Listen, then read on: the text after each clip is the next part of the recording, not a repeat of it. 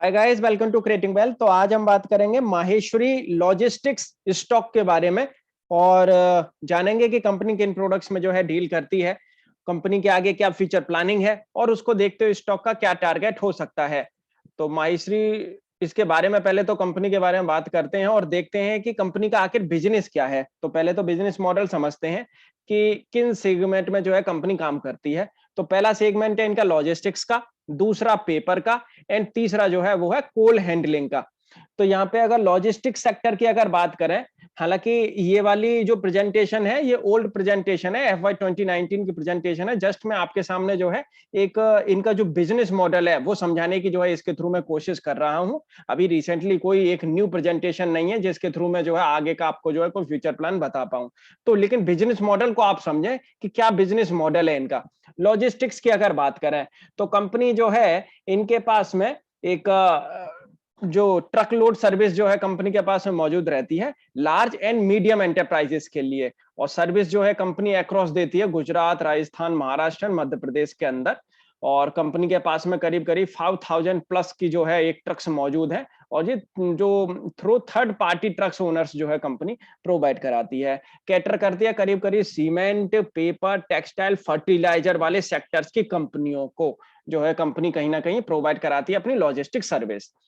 यहाँ पे अगर पेपर की बात करें तो कंपनी जो है क्राफ्ट पेपर जो है मैन्युफैक्चर करती है। और क्राफ्ट पेपर का बेसिकली जो यूज होता है वो होता है पैकेजिंग इंडस्ट्री के लिए। तो पैकेजिंग इंडस्ट्री के लिए जो है कंपनी प्रोवाइड कराती है क्राफ्ट पेपर। और कोल हैंडलिंग का बिजनेस जो है कंपनी जो कर रही है, ये कहीं ना कहीं कंपनी दूसरी जगह से जो है इंपोर्ट करती है कोल जो है। और जहां पे जरूरत पड़ती है, जिन कंपनीज को जो है जरूरत पड़ती है उनको जो है कंपनी जो है कहीं ना कहीं प्रोवाइड कराती है ये कोल। तो कोल मैनेजिंग के अंदर भी है, कोल हैंडलिंग के अंदर भी है, ट्रेडिंग जो है कंपनी करती है, कोल ट्रेडिंग जिसको कहते हैं। तो कोयले की जो है कंपनी ट्रेडिंग भी करती है, सप्लाई कराती है। और इनके पास में एक इन्होंने इंस्टॉल कर रखा है screening plant for sizing of imported calls के लिए, प्रोक्योर थ्रू इंपोर्ट और हाई सीज परचेस। तो कंपनी एक अच्छा खासा इसका काम भी जो है कर रही है। तो कोल सेक्टर का भी काम कर रही है, लॉजिस्टिक सेक्टर का काम कर रही है, पेपर सेक्टर का काम कर रही है बेसिकली। तो यहाँ पे थोड़ा सा और एक डीपली समझा जाए, नेटवर्क ऑफिसेस अगर आप देखेंगे तो इनके जो है गुजरात, राजस्थान, महाराष्ट्र, अहमदाबाद, वापी, कर्नाटक के एरिया में जो है 21 ऑपरेटिंग ऑफिसेस हैं, 500 प्लस एम्प्लॉयज हैं कंपनी के पास में। एक्सपीरियंस मैनेजिंग जो है मैनेजमेंट टीम मौजूद है इनके पास में। और खुद जो चेयरमैन है वो बैचलर ऑफ कॉमर्स से, उन्होंने जो है कानपुर यूनिवर्सिटी से जो बैचलर ऑफ कॉमर्स कर रखी है। 20 ईयर्स का एक्सपीरियंस है बिजनेस, कोल वाले बिजनेस के अंदर इनको। तो बेसिकली इनका जो मेन जो बिजनेस जो है अगर देखा जाए तो कोल वाला जो है बिजनेस था, कोल ट्रेडिंग का जो बिजनेस जिसको कहते हैं। तो अगर मार्की क्लाइंट्स की अगर बात करें तो देख सकते हैं सीमेंट सेक्टर से हैं इनके पास में, फर्टिलाइजर सेक्टर के भी जो है इनके पास में जो क्लाइंट्स मौजूद हैं, केमिकल सेक्टर के भी जो है क्लाइंट्स मौजूद हैं। उनको जो है कंपनी अपनी जो है प्रोडक्ट्स जो है वो सर्विसेज अपनी जो है प्रोवाइड कराती है। लॉजिस्टिक सेक्टर फर्स्ट जो है, एंड क्राफ्ट पेपर वाला जो बिजनेस है इनका, और साथ के साथ ट्रेडिंग वाला जो बिजनेस है कोल ट्रेडिंग का बिजनेस। तो अच्छा खासा, हालांकि क्राफ्ट पेपर का बिजनेस इनका ठीक ठाक चल रहा है, मैं अभी आपके सामने जो है रखूंगा। कोल हैंडलिंग की अगर बात करी जाए तो value addition to logistic business, coal is the most widely used fuel source among industries. Small and medium enterprises are dependent on supply chain providers like us for supplying domestic and imported coals to their doorstep. तो उस तरीके का जो है company कहीं ना कहीं काम कर रही है। और हैंडल करते हैं करीब 6 से 10 लाख टन का जो कोल है pet coke every year for their customers along with logistic of the same. तो इस तरीके का जो है कंपनी कहीं ना कहीं काम करती हुई दिख रही है। तो ये भी ठीक है।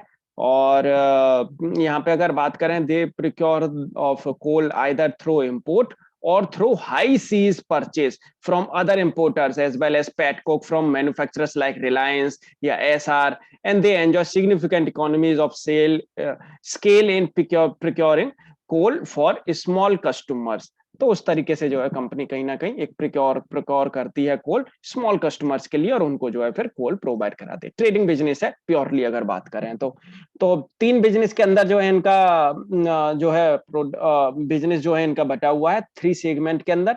पहला कोल के अंदर, दूसरा देखेंगे क्राफ्ट पेपर के अंदर, एंड तीसरा जो है वो है लॉजिस्टिक सेक्टर के अंदर। अब थोड़ा समझ लेते हैं कि सबसे ज्यादा जो है रेवेन्यू आता किस सेक्टर, किस सेगमेंट से है।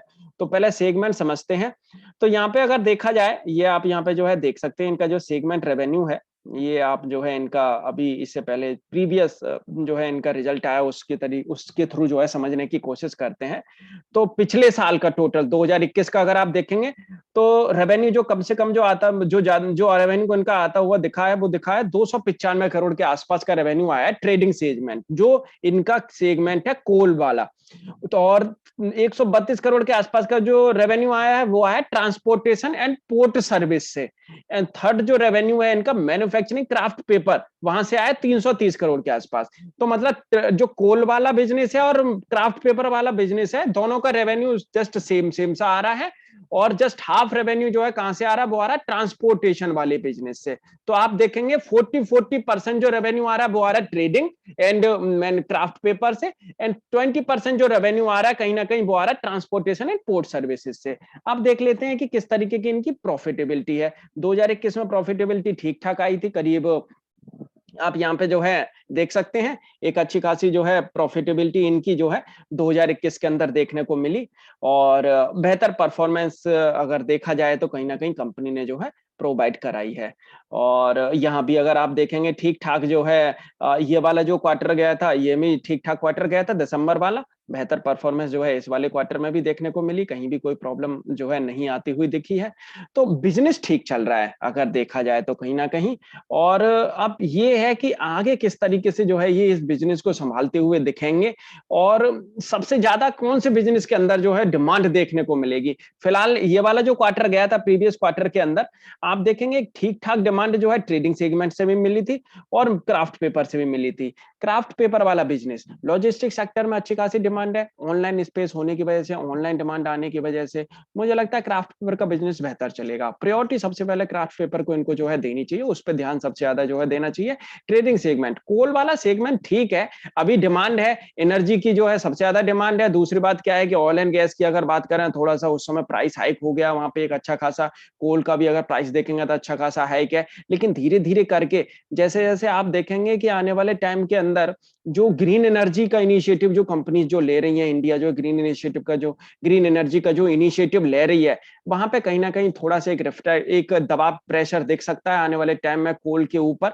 लेकिन कहीं ना कहीं कोल वाला सेगमेंट भी इनका अच्छा खासा काम करता हुआ दिखेगा आने वाले टाइम में भी। ट्रांसपोर्टेशन वाले बिजनेस से कुछ खास जो है एक देखने को चीजें नहीं मिल रही है। 90 लाख के आसपास का जो है बस इन्होंने जो है बिजनेस किया है। और इस वाले जो है क्वार्टर के अंदर, उससे पहले देखेंगे तो ये वाला जो है सेगमेंट लॉस में था। तो क्राफ्ट पेपर वाला और कोल वाला ये बिजनेस ठीक चल रहा है। अब देखते हैं आगे किस तरीके से जो है ये इस बिजनेस को संभालते हुए नजर आएंगे। बेसिकली सबसे बड़ी बात ये है। तो ठीक है, बिजनेस अगर देखा जाए ठीक ठाक बिजनेस जो है कंपनी करते हुए दिख रही है।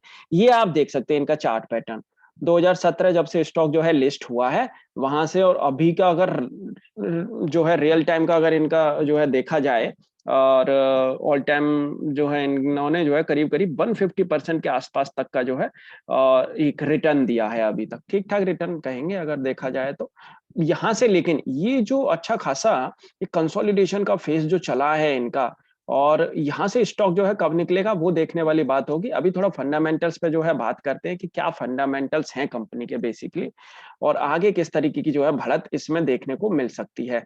तो अगर आपको वीडियो अच्छा लगे तो आप लाइक जरूर करिएगा। अगर आपने हमारे चैनल को अभी तक सब्सक्राइब नहीं किया तो हमारे चैनल को आप सब्सक्राइब जरूर कर लें। मार्केट कैप देखेंगे 290 सीआर के आसपास का मार्केट कैप है, 7 के आसपास की इनकी जो है ईपीएस है, 10 की फेस वैल्यू है। डिविडेंड भी थोड़ा बहुत जो है कंपनी कहीं ना कहीं दे रही है। ट्रैक रिकॉर्ड एक बार देख लेते हैं कैसा है। हाँ, रेगुलर ट्रैक रिकॉर्ड है। 2020 में जरूर जो है इसने डिविडेंड नहीं दिया, लेकिन वैसे देखेंगे रेगुलर ट्रैक रिकॉर्ड है। 2020 में देखेंगे तो इन्होंने बोनस भी टपकाया है, बोनस भी दिया है। रेवेन्यू ग्रोथ कुछ खास नहीं है पिछले 4 साल का अगर देखेंगे तो आप 2021 तक। प्रॉफिटेबिलिटी में देखेंगे तो हालांकि 2018 में 11 करोड़, फिर 14 करोड़ आई है 19-20 के अंदर, फिर 2021 के अंदर 9 करोड़ ही जो है रह गया है प्रॉफिट। लेकिन ये वाला जो है सही गया है। जो 3 क्वार्टर्स जो गए हैं वो मैं आपके सामने अभी रखूंगा। हालांकि डेब्ट है कंपनी के ऊपर, डेब्ट कम की है, लेकिन तब भी एक अच्छी खासी डेब्ट अभी भी मौजूद है।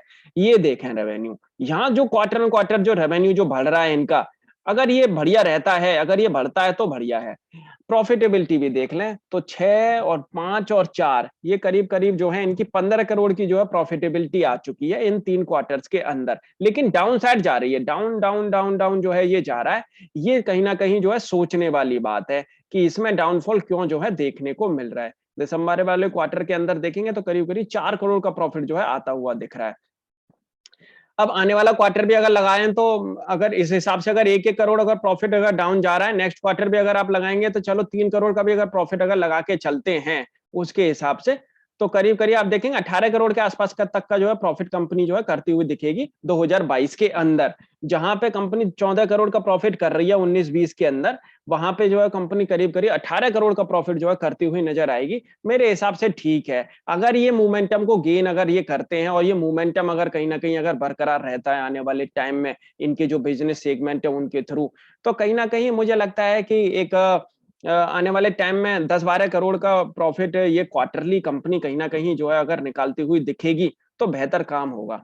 मतलब एक डबल डिजिट के अंदर क्वार्टरली अगर प्रॉफिट अगर इनका आता हुआ दिखे आने वाले टाइम में, अब ये कैसे करेंगे, अपने बिजनेस को कैसे जो है एक्सपेंड करेंगे, वो देखने वाली बात है। अगर ऐसा कुछ कर पाते हैं फिर तो बेहतर है। अदरवाइज आप देखेंगे कि ये स्टॉक आपको यहीं के यहीं जो है घूमता हुआ दिखेगा 2-4 साल बाद भी, अगर ऐसा कुछ नहीं कर पाते हैं तो ये बात हमेशा ध्यान रखो। ग्रोथ की तरफ कंपनी काम करेगी तभी काम होगा। तो यहाँ पे अभी देखेंगे तो आप सिंगल डिजिट में जो है इनकी प्रॉफिटेबिलिटी आ रही है हर क्वार्टर के अंदर। अब ये प्रॉफिटेबिलिटी आने वाले टाइम में डबल डिजिट के अंदर जो है आनी चाहिए क्वार्टरली, तब कहीं जाके आप जो है ग्रोथ देखेंगे स्टॉक के अंदर। टोटल प्रमोटर्स एंड पब्लिक के पास में होल्डिंग जो है मौजूद है, लेकिन प्रमोटर्स इतने जो है कैपेबल हैं कि एक भी बार जो है प्रमोटर्स ने एक भी क्वार्टर के अंदर अपनी होल्डिंग को कम नहीं किया है। तो ये चीजें देखी जाए तो कहीं ना कहीं ये ठीक लगता है कि प्रमोटर्स जो है अपनी होल्डिंग को कम नहीं कर रहे हैं, उनको पूरा बिलीव है कि कंपनी जो है आगे एक बेहतर परफॉर्म कर सकती है। ये देख सकते हैं आप चार्ट पैटर्न इसका।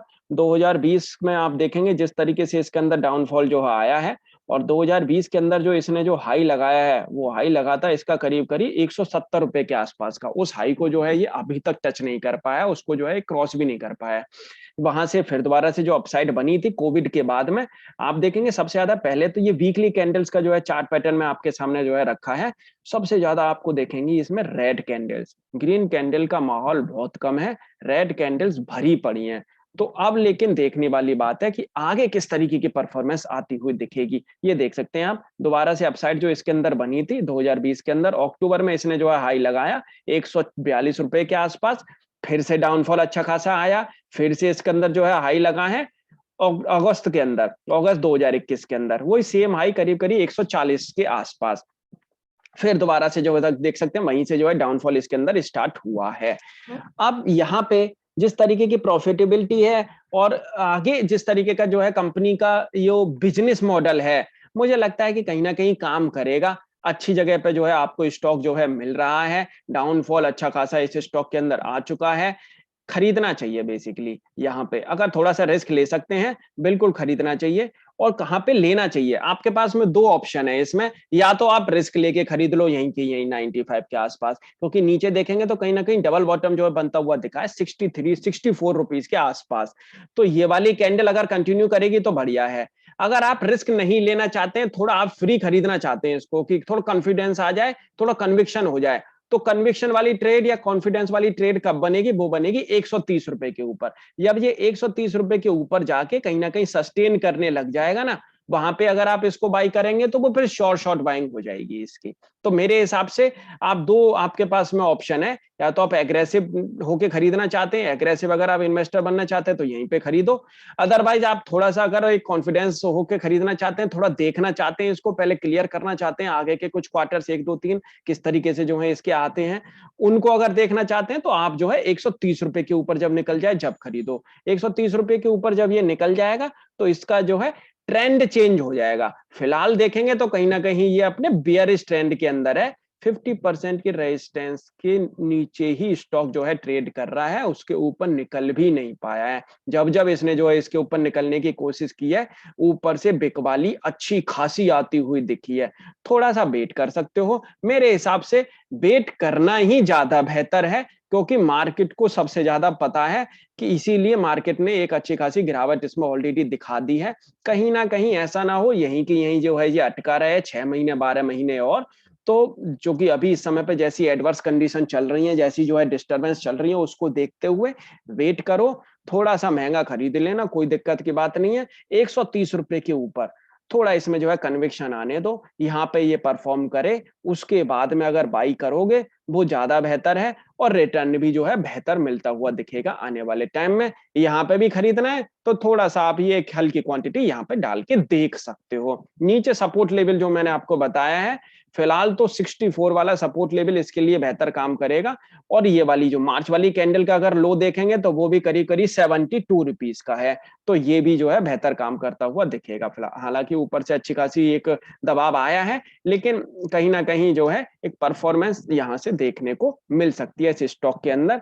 थोड़ा सा रिस्क जरूर है लेकिन रिवॉर्ड एक अच्छा खासा दे सकता है अगर आने वाले टाइम में ये कंपनी जो है कहीं ना कहीं डबल डिजिट के अंदर क्वार्टरली अगर एक प्रॉफिटेबिलिटी लेके आती हुई दिखी, तो बेहतर परफॉर्मेंस इससे जो है आपको देखने को मिल सकती है। तो उस हिसाब से अगर आप सोच रहे हैं, उस हिसाब से जो है आप इसको लेना चाह रहे हैं, बिल्कुल जो है लिया जा सकता है इस स्टॉक को। माहेश्वरी लॉजिस्टिक कमाल कर सकती है लेकिन रिस्क भी है। अपना एनालिसिस भी हालांकि एक बार जरूर कर लें, उसके बाद स्टॉक को बाई सेल या होल्ड करें। Thank you.